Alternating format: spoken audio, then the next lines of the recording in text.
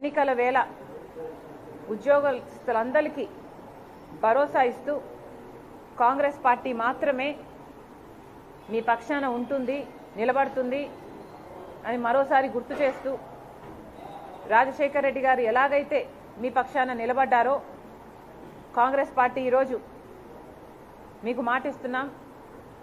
Congress party OPS అమలు చేస్తుంది. మీ హక్కులను ప్రతి ఒక్కదాన్ని పరిరక్షిస్తుంది. అంతేకాదు కాంగ్రెస్ మేనిఫెస్టోలో చెప్పినట్టు